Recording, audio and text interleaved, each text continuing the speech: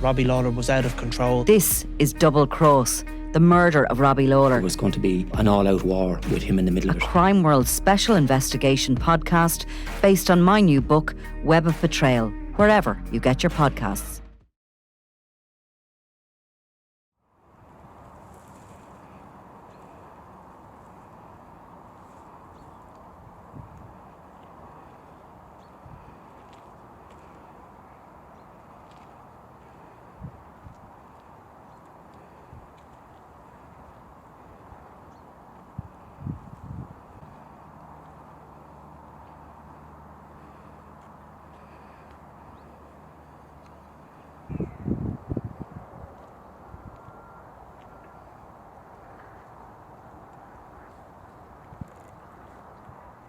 Now, these are the first pictures of the scene, that remote spot in Spain on the Costa Blanca outside Alicante, where John George's body was discovered. This is a kind of a remote area. What we're seeing shows that his body must have been abandoned in a hurry, and that there was no attempts to try and hide his remains. No, I mean, it's described by reporters over in Spain that there was no attempt to even dig a shallow grave.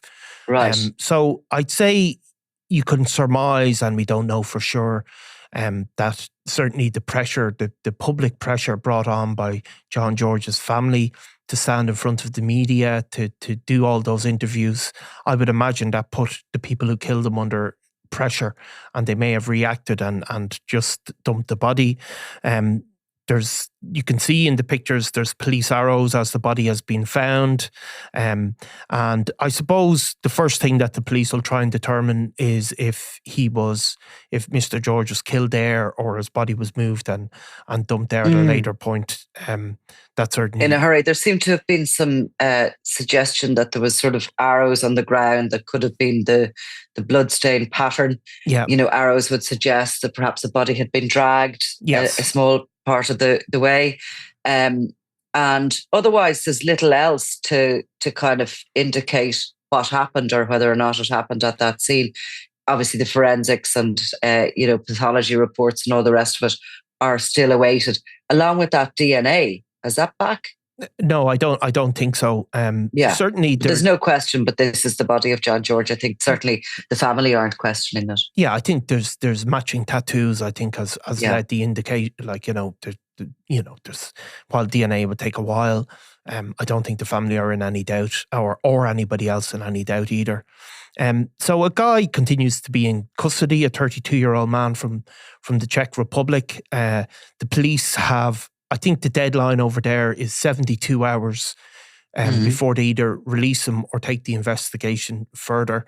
And he's at that point, unlike in Ireland where you'd be formally charged if that was a decision the police and the DPP made, it merely moves into another stage where a judge is brought into the investigation effectively, and if he could be declared a sort of formal person of interest, or he could be released. Now that will happen in camera. That will happen in camera.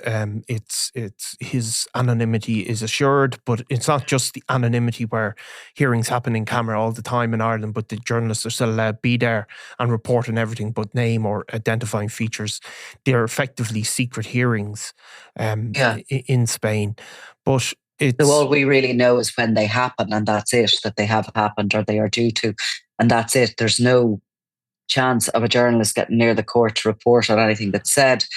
Are the family going to wait to return with the remains of John George, do we know, or will they come back and maybe, in time go back out to bring back his remains?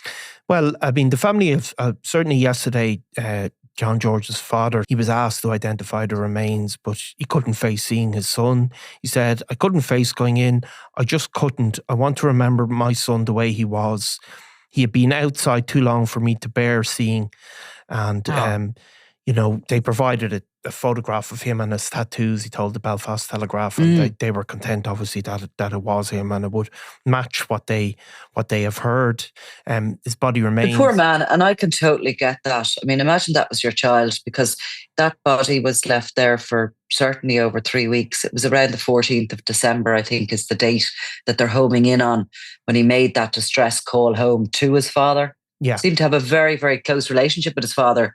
The dad said previously that they used to speak all the time on the phone. He was nearly a kind of a menace on the phone. He used to ring him so much.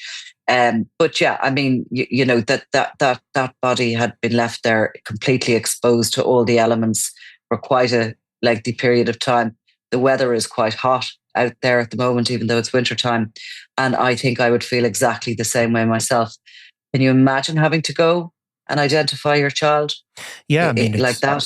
It's horrific, and of course, the family have spoken, I think, of a degree of relief in at least having his remains returned, but they will want to see justice, absolutely, for a man to be killed in this manner, and even for his remains to be left in that way. It's horrific and traumatic for that family.